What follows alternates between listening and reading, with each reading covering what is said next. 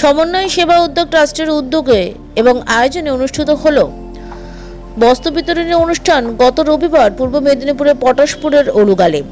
এই দিন এখানকার প্রত্যন্ত গ্রামে সুবিধা বঞ্চিত বয়স্ক ব্যক্তিত্বদের শাড়ি, কম্বল, মশারি এবং বাচ্চাদের শিক্ষা সামগ্রী তুলে দেওয়া হয় সমন্বয় সেবা উদ্যোগ ট্রাস্টের পক্ষ থেকে।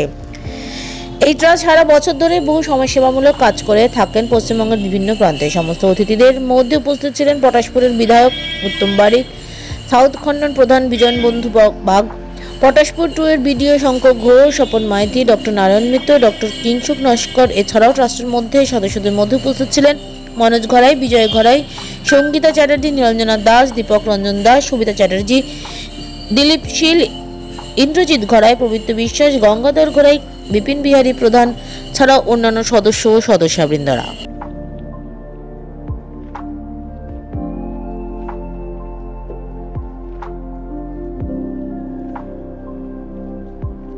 এদিন প্রায় 500 জন বয়স্ক ব্যক্তি ও শিশুদের মধ্যে বস্ত্র ও শিক্ষা সামগ্রী বিতরণ করা হয়। উপহার পেয়ে বয়স্ক এবং শিশুরা সকলেই খুশি।